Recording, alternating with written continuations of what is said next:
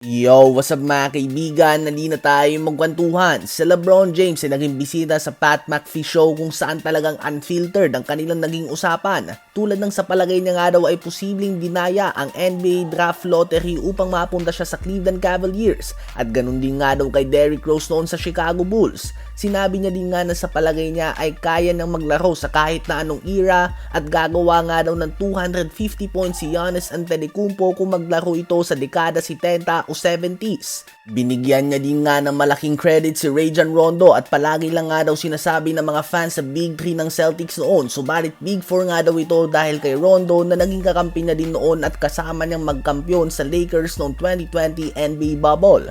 Sinabi din na LeBron na kung flopper nga daw siya, bakit nga daw sa last 5 or 6 years ay nasa bottom half siya ng NBA ng free throw attempts per game. Sinabi din ni LeBron na kaya niyang maglaro sa kahit na anong era at natawa na lang nga daw siya sa sinabi ni Dennis Rodman noon na hindi siya skilled and athletic enough para sa panahon nila.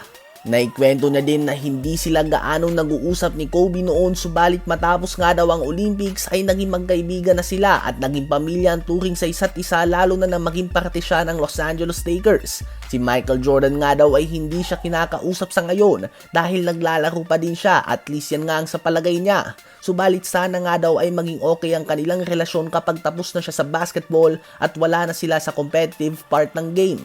So ayun nga po mga kaibigan, aminado si LeBron na wala silang friendship talaga ni Michael Jordan sa ngayon at hindi nga daw talaga sila nag-uusap nito. Subalit muli ngang inamin ni LeBron James na si Michael Jordan talaga ang dahilan kung bakit ang jersey number niya ay 23. Ano ba ang masasabi niyo tungkol dito?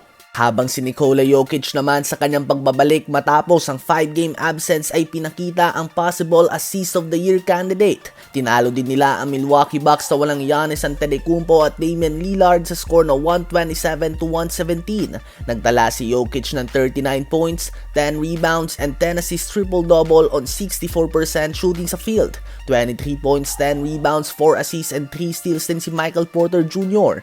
19 points, 10 rebounds, 6 assists and 2 steals si Christian Braun at 17.6 assists naman si Jamal Murray.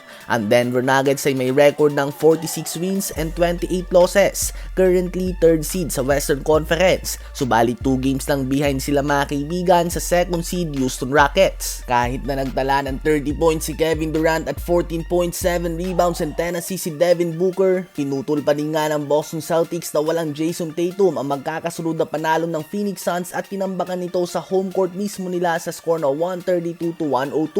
30 points, 8 rebounds si Kristaps Porzingis, 24 points and 5 assists si Jaylen Brown, 16.7 assists si Derrick White, 16 points, 10 rebounds and 4 assists si Al Horford at 16 points din mula kay Jrue Holiday.